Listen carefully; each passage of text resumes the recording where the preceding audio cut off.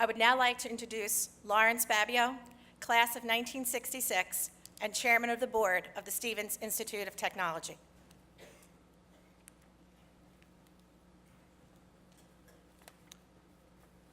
Thank you, Maureen. And good afternoon. It gives me great pleasure to welcome the entire Stevens community, our faculty, staff, students, alumni, and friends to this historic event in the life of the university, the inauguration of our new president, Dr. Nariman Farvardin.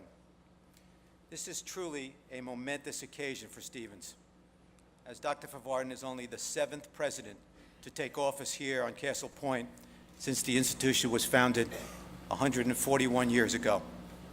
We are deeply honored to be joined today by so many distinguished guests from the world of policy, academia, research, and business. And I would like to take a few minutes to acknowledge some of those. Once again, Dr. Stephen Chu, the U.S. Secretary of Energy and Nobel Laureate in Physics.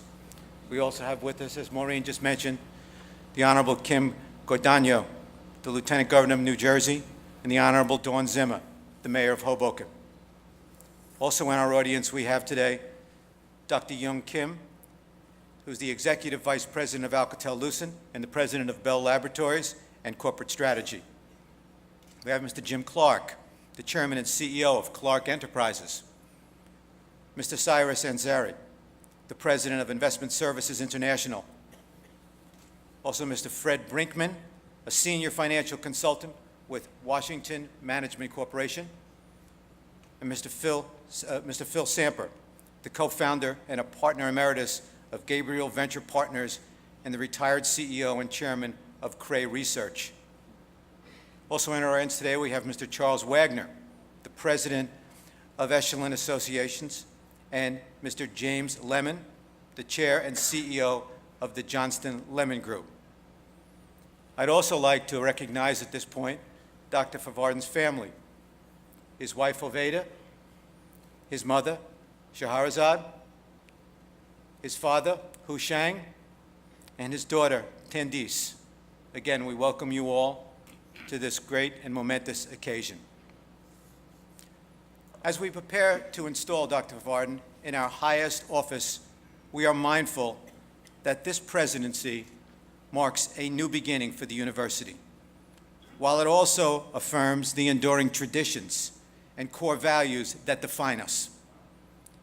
Like so many of us here today, he trained as an engineer and then quickly burnished his reputation as a talented, tireless, and prolific researcher.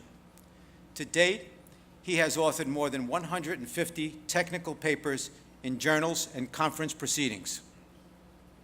And like so many members of the Stevens community, stretching back for more than a century, Dr. Farvardin is an innovator and an entrepreneur who has translated his research on data communications, image coding, and wireless communications into patented technologies and new enterprises. He has also been an engaged advocate for technical education and who has served on the boards of educational nonprofit organizations and on task forces promoting the study of technical disciplines. In short, we are delighted that his experiences, his interests, his values align so well with our own. But we feel equally assured on this important day that Dr. Farvardin will steer the university in critical new directions. A visionary and strategic leader, he is passionately committed to excellence in everything we do, to expanding our programmatic frontiers, and to seeking new arenas for our engagement and our services. And this is a mission that we all embrace with enormous confidence and pride. As a technical university focused on applied research, problem solving, and innovation, we are a pivotal player in some of the world's most urgent matters. Increasingly, the world's issues, from cybersecurity to energy security, demand adroit technical skills, all of which need to be devised in record time, and calls for technical expertise to manage potentially catastrophic climate change, to make substantial strides in energy, to devise systems that will help blunt volatility in global financial markets, all will grow. As a graduate and as a trustee, I am proud to say that Stevens is already fully engaged in many of our society's most pressing issues. Let me take a few minutes just to name a few of them. In recent years, the federal government has designated several of our research areas as national, quote, centers of excellence. Prominent among these is the National Center for Secure and Resilient Maritime Commerce, which plays a key role in helping to secure the nation's waterways by integrating global intelligence to build a resilience into the maritime transportation system.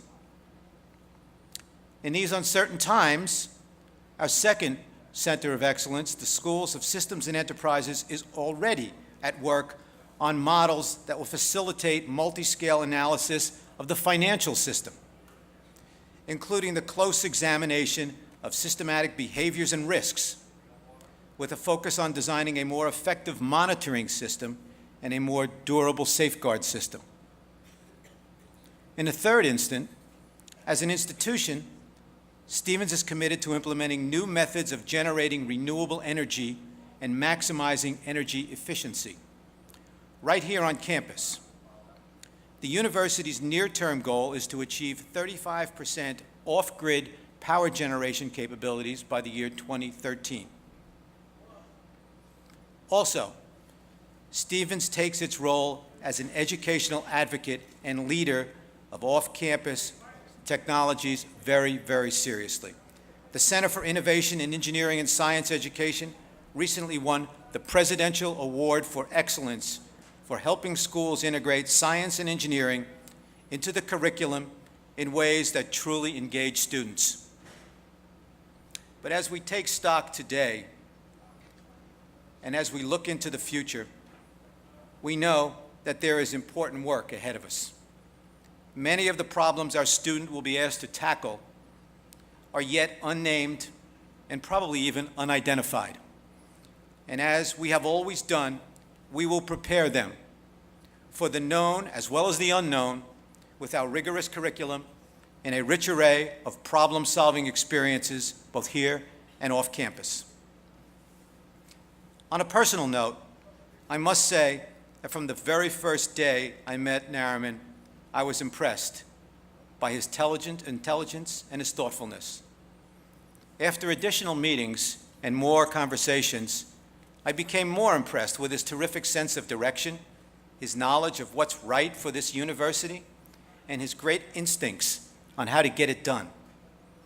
And finally, after many, many meetings with Nariman, I have gone to deeply respect his ability and his determination to execute the task at hand.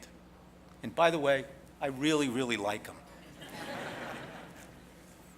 And with Dr. Farvardin at the helm, I am confident that the university will achieve the right balance between preserving our remarkable heritage and embracing ambitious new priorities that will further engage students and faculty in real-world problems, inspire them to make important connections across disciplines and industry sectors, and get them thinking in new and agile ways about society's most difficult, unsolved technical challenges. Let me say again that this is a great day for Stevens.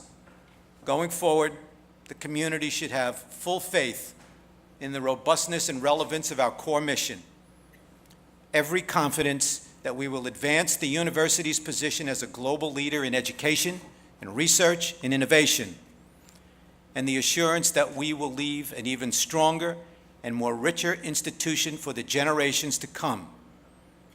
In closing, let me again welcome everyone here today. Let me send greetings from us to all the Stevens community around the globe and congratulate Nariman on his accomplishments to date and assure him of the support of the Board of Trustees and the entire Stevens community as he assumes the role of the 7th President of Stevens Institute of Technology. Thank you very much.